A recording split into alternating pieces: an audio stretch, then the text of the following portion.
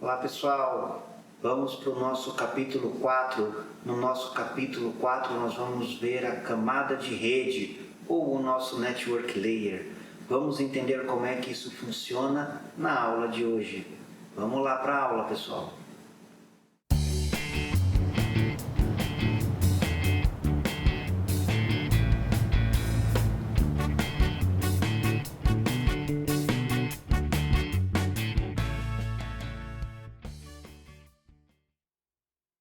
Oi pessoal, tudo bom? Vamos começar aí a retomada aí do nosso curso de redes e protocolos industriais. Vamos falar agora sobre a camada de rede.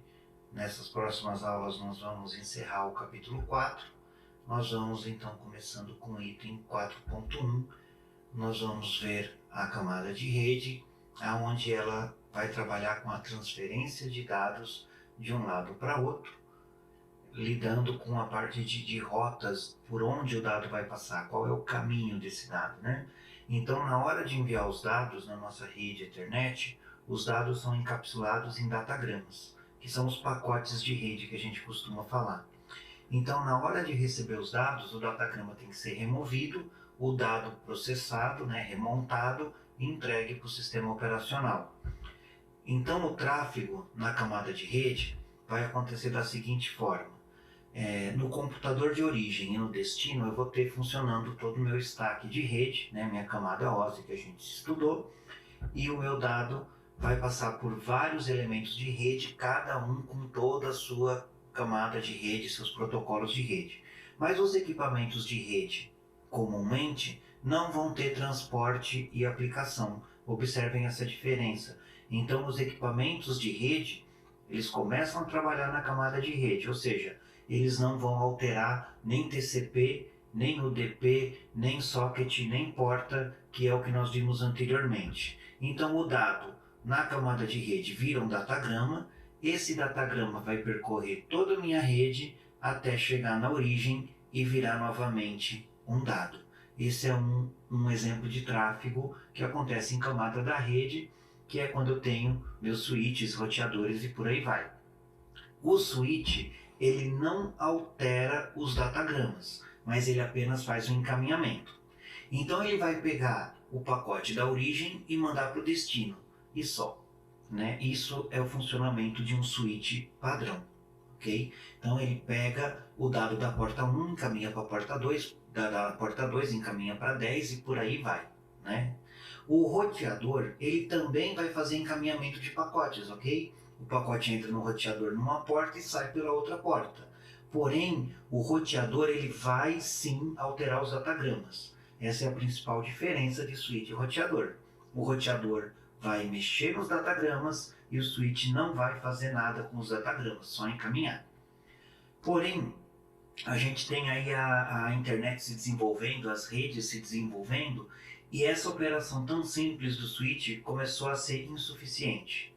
Então, mesmo um switch agora, ele precisa fazer algumas manipulações de datagrama, como determinar rotas. Então, eu tenho aí switches de camada 3, ou roteadores avançados, né, que são termos novos que a gente tem, porque o switch ele está começando a fazer algumas coisas que um roteador fazia. E o roteador está se desenvolvendo e começando a fazer operações de rede cada vez mais complexas.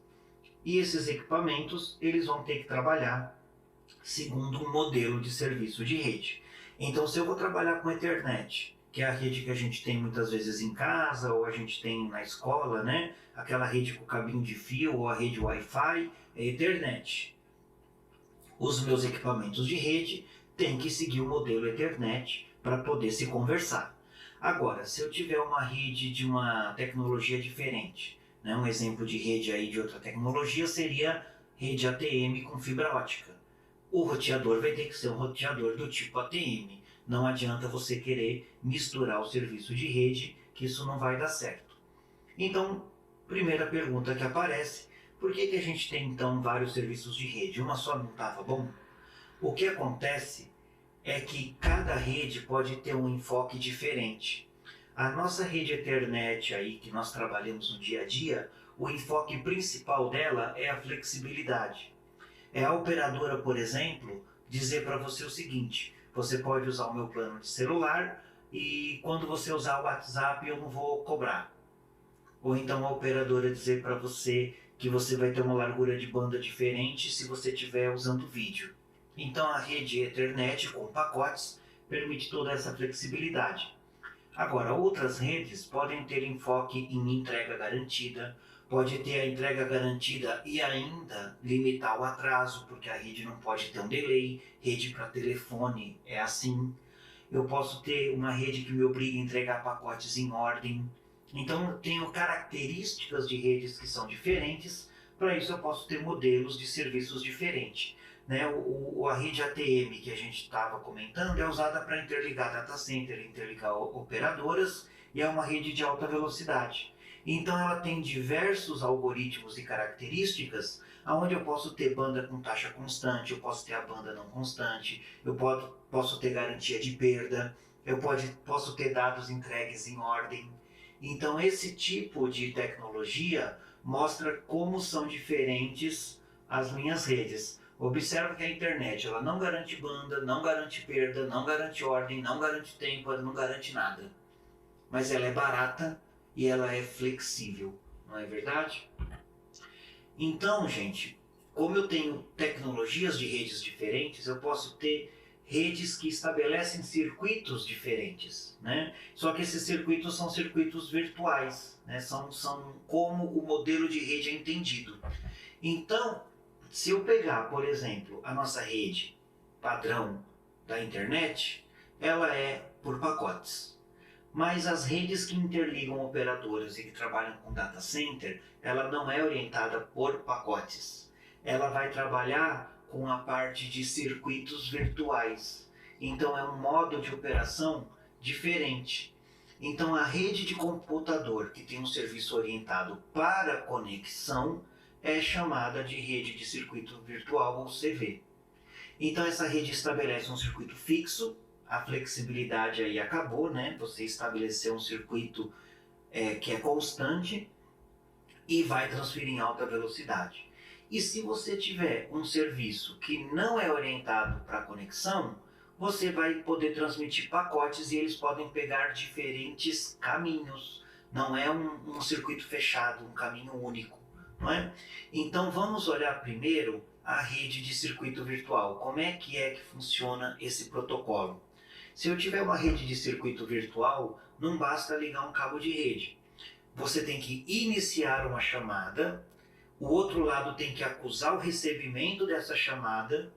Depois que isso acontecer, ele tem que mandar uma informação que a chamada foi aceita e validada, e aí o outro lado reconhece a chamada como conectada.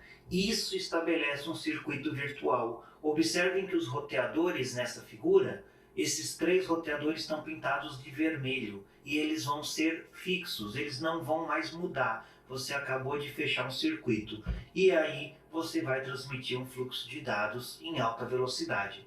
E se algum roteador desse der problema, a rede cai. Né? Então esse é o funcionamento de circuitos virtuais. Já na parte de rede de datagrama, o protocolo é muito diferente. Eu simplesmente plugo a rede e começo a transmitir pacote. Quer coisa mais simples que isso, né? Bem tranquilo. E o pacote, quando ele chega no roteador, o roteador pode encaminhar ele para cima, para baixo, para o lado. Nessa figura aí ele pode passar pelo meio, ele pode passar pelos roteadores de provedores diferentes, ele pode tomar outros caminhos. Então basta enviar datagrama e receber datagrama.